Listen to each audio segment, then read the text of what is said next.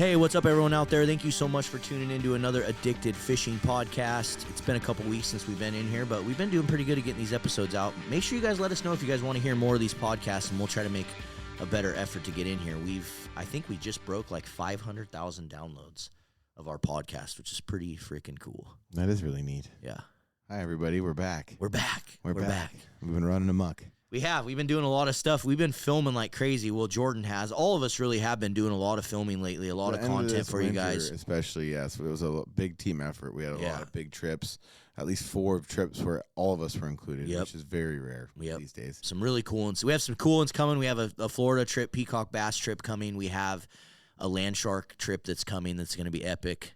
So many cool things. I almost forgot about that. So there's so many of you guys that I'm forgetting about them. And they're going to be so cool. Some of them we've just put a lot of effort into filming. So if you guys are not subscribed over on the YouTube channel, make sure you check it out. And also, don't forget, we started Stay Fishy Adventures. So if you guys haven't gone over and checked out Stay Fishy Adventures, it is Jordan's own YouTube channel. It's just Jordan. Focuses a lot more just on the love for the outdoors in general. You know, it's not just about fishing. It's about just getting out there, traveling, meeting people, going in the woods, hiking around, mushrooms, whatever. Yeah. I mean, there's really no rhyme or reason. You guys might even see some random. We talked about even doing like a little Walmart tour or something where you do the Walmart camping thing, because that's really popular on YouTube, guys. And I thought it'd just be fun, like to really just challenge Jordan, because I think naturally it's like really easy for you to do this stuff in the outdoors, and it might not be as easy for you to do this stuff in the city. Yeah, it might get a little irritating. But I'm already putting a spin on this. I'm thinking of like a Walmart tour, but I like go in and I like play in each Walmart, and I like give reviews on like which Walmart is the best Walmart to stay in. Yeah, which Walmart's the best one to stay in based on like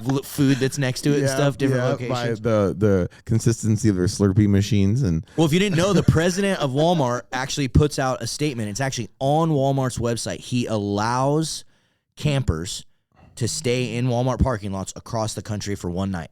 They don't care. They want you to. They actually happily invite people to do that.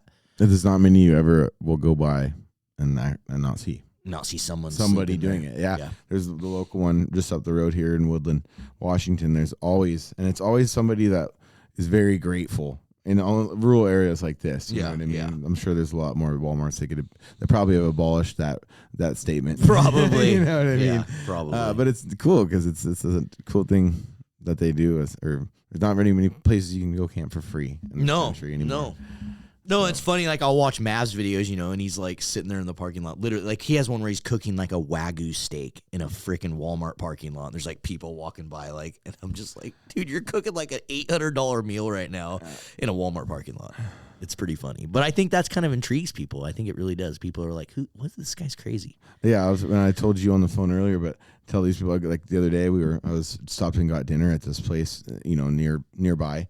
And, actually, it was 2 hours from here. I was on my way back from rural mushroom picking, and this kid stopped me and you know, asked if I had a YouTube channel and stuff, and was super excited to meet. And it was one of the first people I've ever met who was a fan of Stay Fishy in particular, who said, I don't fish, never fished before, but I love watching the videos because of like the other stuff you're doing. So I think that's, like Marlon said, the context of the channel, and a lot of the channels that will probably be sparsely created over the next few years with the inside the Addicted crew, is it's just more of a lifestyle, feel good, fun, entertaining video. You know, more like what YouTube prefers, and more what a lot of people that watch TV prefer. You know, more of a lifestyle. And well, the reality of it is get to know you. We've talked about it a bunch, but like, you know, all you guys out there listening, you're probably fans of fishing. You probably love fishing, but the reality of it is we're a pretty niche market. You know, fishing is pretty small in relatively to even just camping, right? Like, everyone in the entire freaking world goes camping at least once or twice in their lifetime. Not everyone goes fishing. You'd be surprised. There's a lot of people out there that have never touched a fishing pole in their life. Or even considered it. Yeah, they don't even think about it. They don't even care to even do it. Yeah, more than there are that actually do. But that doesn't mean anything, because don't worry, guys. The fishing will go nowhere. Yes, there's still fishing in every episode. Yeah. I just thought that was neat to finally meet somebody who was like, I just like watching, you know, and there's a lot of folks who watch Addicted who just enjoy watching, but it's usually because they are really interested in the outdoors. We should do, I just came up with the next video idea. Urban fishing for MILFs. Fishing for MILFs, dude. It will be a huge video. Camping in a Walmart parking lot, fishing for MILFs. I just have like sitting on the tailgate with my arm around a lady. As the thumbnail, yeah. And then literally, like, as women come out of the Walmart, you just, like, approach them. Hey, how's it going? You need help, like, loading your groceries and That's stuff? horrible. What a creep. Dude, we know. I'm just telling you guys, if you want, you want videos to go viral. I was really seeing that go in a different direction, but then you said MILF, and I'm not going to argue. I'm all about it. Yeah. Well, on another note, what's been going on, dude? What have you been doing? What kind of fishing you been doing? I know you've been out. You've been out picking mushrooms. I forgot about even the land shark video because it's just been it's this that time of year, and I'll say it again in the fall. But I have outdoor anxiety. There's so much of my favorite stuff to do right now. The other day, I was lucky enough. I went out. I went turkey hunting. I picked morels. I found a shed, and I found thunder eggs all on the same day. And that it's like, man, it couldn't get any better. And that's what happens this time of year for me and all of us. There's just so many things that here the weather's not breaking, so we can't even say that. We're still going out in the rain every day, but just there's so much to go do. And every turn is fun. There's so many natural edibles to pick and cool places to go see that are just opening up from the snow. And part of me wonders, though, with this weather, do you think we'll get like a later summer? Like it'll go like farther into September, or we're just going to be screwed? Coolest fishing in the next couple of years because of it. Because this is what for sure. This is what the Pacific Northwest is supposed to be like, and it hasn't been for 10 years. It's supposed to be like this. Look at places. Well, that April snow. That was the first time that happened in 80 years. Yeah.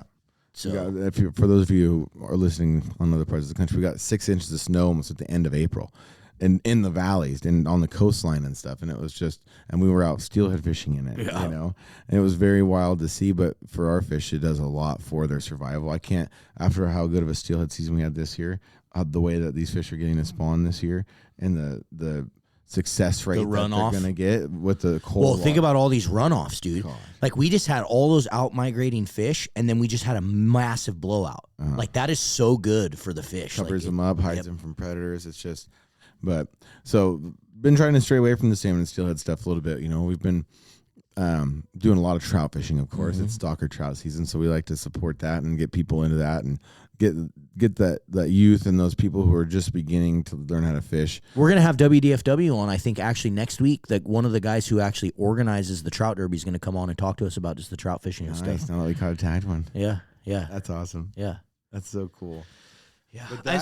Same with me, dude. I mean, I just like this time, it's like, I'm like, want to go shed hunting. I want to go bass fishing. I want to go steelhead fishing. I want to go springers. Get away from the river a little bit too. And that might sound bougie, but for people that go really hard at anything, you just need your break to recharge at times. And I know yours is shed hunting. Mine is going out and foraging wild edibles, in certain times, in certain places, and certain times of the year. And it's like, there's just something that recharges you about it. And I think a lot more people can relate to that. It's just like a hike. It's the hiking. I think a lot of it's the hiking aspect, the hiking in search of something. Yeah. The Easter egg hunt of sorts, and the gap for success. You know what I mean? Like, the harder you work, the better day you might have. Yeah. And for us, it's like, that's how our brains work, where it's like, I just want to work hard at something and have something successful come of it, Yeah. And that's the nice part. And staring at steelhead bobbers floating down the river is not just that every time. No. You know what I mean? It's fun, but to get out and lift your eyes up from the ground and not look at the water all day, and even like today, I went springer fishing. And it was like the first time in a long time that I just like really had a blast fishing. Yep. The fishing was just really good. They were eating twitching jigs. They were eating eggs. They were eating plugs. It was just good. It's just this year, the fishing, I think we start to get demotivated as salmon and steelhead anglers out here in the Northwest, because we go through these like just massive ups and downs, and we still go out and we try, but it's like, man, you start to get discouraged. So when we see these years like this, where it's just good fishing everywhere, it's really nice. Yeah. Where if you're trying hard enough, if you're putting in your time, you can't say you have the best bait and everything ever and blah, blah, blah, and you went fishing twice and I didn't get them. It was a crappy year. Like, if you try hard enough, I've had my days I didn't catch any, but then I've had a lot of days where I did catch fish, and it's been awesome considering the fish we're talking about, which is spring Chinook. Yeah. And it's very, very, I got a piece sitting in my fridge right now. I'm going to cook tomorrow. I got smoked fish. I made some sushi. I thought you were going to bring me some of that. I should have it. I had a thought out piece. Unreal. I made some killer sushi the other night. Unbelievable, out of my smoked salmon. Did smoked salmon, some wild celery that I picked, cucumber, a little bit of cream cheese and carrot. rolled that baby up, put some ghost cream spicy mayo, and then some hoisin sauce. Yum. Oh, just killed it. Just killed it, dude. Just killed it. I have to say, like, I had never tried morel mushrooms. Me and Jordan just filmed an episode. If you guys haven't checked it out on the channel, we cooked literally a feast for kings at my house. I mean, we had porterhouse steaks, we had spot prawns, we had morels, we had steelhead, we had asparagus. Like, we had literally everything, and it was so good. But those stuffed morels, they might be like top 10 food ever I've eaten. Yep. Like, you should see the bowl of them I have right now. We're gonna do a feast. It's all we'll eat. I need to eat them again for sure. The bowl's like this. It's unbelievable. Yeah, I definitely want to eat them again because they were. And again, guys, if you're like scared of mushrooms or you don't like mushrooms, I really encourage you to try morels if you get a chance because they really do not taste like a mushroom. They're expensive. If you want to buy some, hit me up. They do not taste like a mushroom. They don't. They almost have like their own meat flavor, but they don't taste like any other meat. It's so hard to even describe them. It's one of the. I've been told and I've read that your body digests those style of mushrooms in particular with the same enzymes as it does like elk steak or any sort of real red meat protein. Mm-hmm. So it's a very healthy alternative to meat for those of you that, Marlon's been having a hard time eating a ton of beef and stuff lately. And I know I try not to eat a lot of beef myself. I like to stick to wild game. But it's a great alternative. And if you can find them, and if you're in the Northwest, they're a lot easier to find this time of year. You'll see them pop up at grocery stores and stuff. But even just any wild mushroom, I say in particular, because you can almost always find them at least dehydrated. Yeah, but they're great. They go with a lot of good. What grocery stores around here sell them? Do you know any? You'll of them? see them at Whole Foods. More like smaller markets. Yeah, the expensive places. You know what I mean. I wonder if BG Produce carries them. I mean, I can get them some. That's funny. Well, some other exciting things that we got coming up. So we have some sturgeon seasons that are starting now here in the Northwest, which is cool. Every year they give us a few small select dates to go out and catch keeper sturgeon, which are one of my favorite fish to eat that we have in the Northwest. Just a really flaky, amazing white meat fish. Oh, God, I don't even get me started. Yeah. Imagine sturgeon stuffed morels. I don't know what we're going to do this weekend, dude. Like, I heard fishing was bad. Well, and then I was talking to Cam about it. I was talking to Cam about it, and Cam said that this happens every year. Like, it's still way too early. And so I don't know if we should waste our time going down there. It might be just a goat chase. Like, I'm thinking we stay here. And the Springer fishing's open. So why don't we just go sit on anchor? We shouldn't. We have to at least one day. We shouldn't film Springer fishing. We have to at least one day. Okay. We haven't done it. I'm fine. We haven't done an anchor episode. That'd be fun. I'll bring some badass stuff to cook. Yeah, we can cook all amazing. I have a shitload of stuff. I think these guys a crap load of stuff morels. These guys from Filet want to go Springer fishing for sure. The one guy never gets to go, so I think it'll be good. It's going to be good for sure. So I kind of want to do that. As long as we take Cam's boat. Yeah. No, we'll take my boat. We don't have a canopy. Well, better bring an umbrella. Dang it. Cam is going to be probably guiding, I'm sure. I just saw he sent out an email campaign to all of his email clients, so he's probably going to be booked. Yeah. He's going to be booked out, but we'll be out there chasing him. I'm sure some of you addicts will be out there as well. So if you don't know what I'm talking about, they gave us another opener in the Columbia River for spring Chinook. So if you're in the Pacific Northwest, listen to this podcast. It's May 12th through the 18th, and I think June 1st through the 15th. But don't quote me. Check your regs. Check the emergency regs. But there is some salmon seasons opening in the Columbia, which is really exciting. That 1st through the 15th is going to be really good. Yeah, I'm looking forward to it. I'm glad we get to fish too, because I was going to start guiding a little bit more in the summer when you have longer days and have some days off that Sean needs to edit and stuff. And so it's good to see that there'll be something to do. Well, and the nice thing too is going to make that call and fall back into the nowhere to go. Yeah, brigade. Well, May 16th too opens for steelhead in the Columbia as well, so you can get both catch steelhead, catch salmon, and a lot of times if you're anchored in the right spots, it's pretty easy to get steelhead and salmon. Mm-hmm. So I'm excited about that season coming up. Other than that, still trying to chase some bass. I've been doing a lot of bass fishing. I'm excited to go do that. Yeah. We talked about doing that this weekend. I went to the coastal lake that I love to fish, and we just absolutely hammered them. I bet we caught 60 bass. Just all of them, nothing smaller than 2 pounds, up into the 4-pound range. So that was really, really fun. We couldn't find any of the big ones, really, really big ones. I think we were about a week too early. But now I just haven't been able to get back, so now it's over. I missed it. Yeah. The thing about the Northwest, if you guys are out here bass fishing in the Northwest, your window to catch those big fish is really small. Like once they go into their pre-spawn, you have about 2 weeks and then it's over. Yeah. Good luck. Yeah, I'm excited to go do it. Yeah. I want to do it. Smallmouth's crazy. Yeah, You've never done that, have you? I've done it. I grew up doing it, but I've never gone and done it. What we're gonna go do? It's freaking can be insane, dude. Like 100 fish days, like it's nuts. And they're good. They're really, really like a smallmouth bass fish taco is freaking good. I can't wait to eat them. It's good. It's I'll really try good. anything twice. I'll try anything twice. What else? We don't have any trips planned. We're going to New York. We are going to do some salmon fishing in New York, which, man, Michigan. I need to get Jen. Oh, I need to call Kyle and get that figured out because that's June and July if we Not want to do working that. right now, so. I just need to figure out because the dates he sent me were way long. Like he wanted us over there in Michigan for like 10 days, and it's like we can't do that, dude. So like, are you going to be able to come over and get us? And because it was like 50 miles out on Lake Superior or something. Oh, that's what the worry is with this trip, is he doesn't want to like have so many plans that are wind regulated. Because if it's just like the ocean, if they get a weather system or not, just like a heat wave that goes through, it's going to be windy on the lake and it's going to screw us. And so he's like trying not to do like what happened in Alaska last year, where we went up, had a great plan, and then got blown out 2 of the days and had a really hard time filming because of it. Yeah, that's the hard thing about doing the thing on the island that he wants to do. And we'll just have to see. But that's other future plans we got coming at. We're really planning on doing a lot of traveling this year, I'd like Addicts, to go and to getting Alaska into in other June. regions. Yeah, for what? Sockeye and halibut in the homeland. Mm-hmm. Do it yourself. Do it yourself. We'll talk about that later. Sockeye and halibut. I don't know, dude. Welcome to the most scatterbrained podcast in history, everybody. This is how our brains work. We're today. planning our we're planning our fishing trips right here with you guys. So comment below on where we should go. Where do you guys think we should go visit? Where do you guys think we should go fish and film? We'll call this one Spring Outdoor Anxiety. Spring outdoor anxiety. Exactly. Well, guys, we gotta do this. We gotta do couple little small announcements before I leave you for the night. We do have trout floats available on Addicted.Fishing. Finally, you guys have been asking for those things. We finally got them in stock. So the Addicted trout floats are available.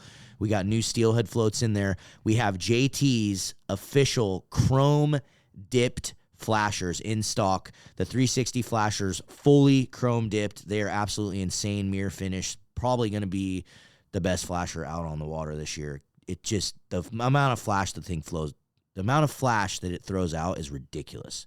You can I can't even describe it. You just have to see how mirror it is. It literally looks like a mirror. I think it's going to really put some fish in the boat. I'm going to put one in my dry bag for on long trips. As a mirror. I was trying to figure out ways I'm going to try to hang flashers off my boat this year. With no lines. With no hooks. That's a great idea. Yeah. Where they can just come down, just as attractors coming off the bottom of the boat. Just like a 10-pound lead. Yep. Or whatever, and like 3 of them with nothing behind them, and like a 6-inch bumper. Yep. And just drop it off, tie it off to your cleat. Yep. Dude, that's a effing great idea. Yep. Oh God. I was thinking about it last year. I was like, man, I really, because a lot of times when you see, just attract them all. Oh yeah, and when you see guys like Cameron and some of these guys that have 6 dudes in their boat, the reason they're so effective at fishing is because they're covering way more water than we are, way more, depth across their boat with 6 rods, but also they have 6 flashers out there just freaking throwing out this just a crazy flash. So I think it can make a big difference. I'm definitely going to be trying it this year, but make sure you guys get those. It doesn't sound like JT has very many of them, so if you guys get an opportunity to buy those, hop on it right away before they sell out and you don't get them. And I don't think I got anything else. What do you got? Anything? Nope. Jordan will be guiding again, it sounds like, a little bit this summer. I'm sure it ain't going to be a lot. Tiny bit, yeah, guys. But there'll be a few days here and there. Let's not get a bombardment going, but yeah, definitely.